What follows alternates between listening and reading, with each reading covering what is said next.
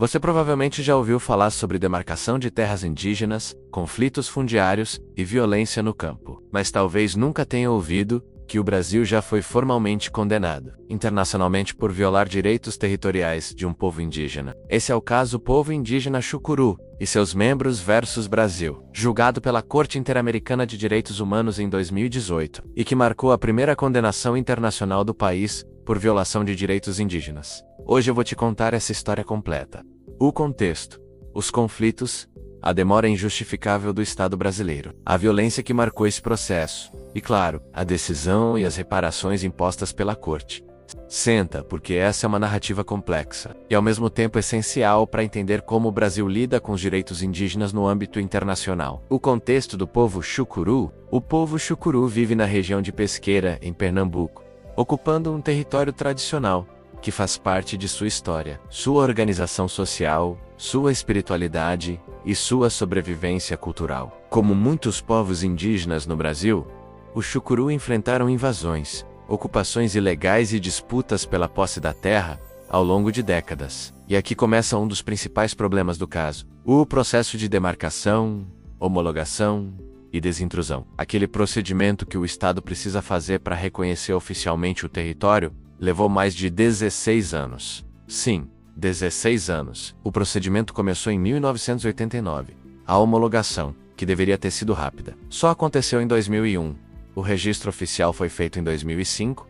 E a desintrusão? Bem, essa ainda estava pendente quando o caso chegou à Corte Interamericana. O conflito fundiário e a violência, e como acontece em muitos conflitos fundiários no Brasil, a demora do Estado teve consequências muito além da burocracia. Teve violência, teve ameaça. Um dos casos mais emblemáticos é o do cacique Chicão, líder indígena assassinado em 1998.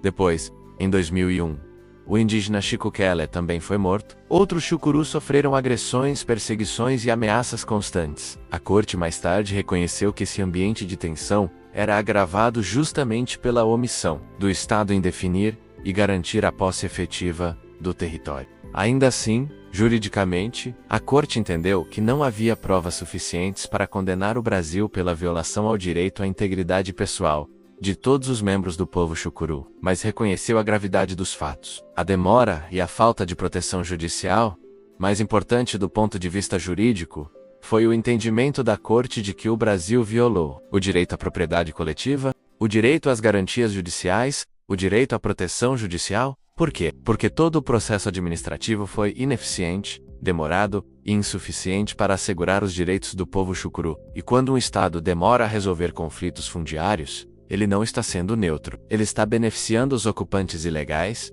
e colocando em risco a sobrevivência cultural de um povo indígena. A Corte ressaltou que os povos indígenas têm uma relação especial com suas terras. Não é só propriedade, é existência, identidade, cosmovisão. Sem o território, não há povo. E o Estado brasileiro falhou em garantir isso. A decisão da Corte Interamericana, em 5 de fevereiro de 2018. A Corte Interamericana concluiu que o Brasil era responsável internacionalmente pela violação do artigo 21 da Convenção Americana, propriedade coletiva do artigo 81, garantias judiciais do artigo 25, proteção judicial, tudo em conexão com os artigos 11 e 2, que tratam das obrigações gerais do Estado. Traduzindo, a Corte entendeu que o Brasil não garantiu, de forma adequada, efetiva e em prazo razoável, a regularização territorial do povo Chucuru. Isso configurou violação de direitos humanos. Foi a primeira vez que o Brasil foi condenado internacionalmente por esse tipo de violação. As reparações impostas ao Brasil.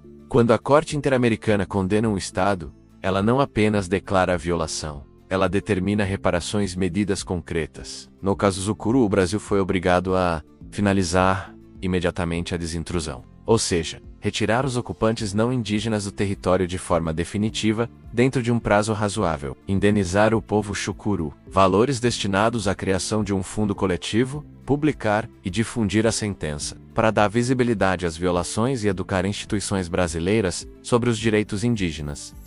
A Corte mantém o caso em acompanhamento até hoje, verificando se o Brasil está cumprindo as determinações. O que esse caso representa? O caso Chucuru se tornou um precedente poderoso. Ele afirma que terras indígenas precisam ser demarcadas em prazo razoável.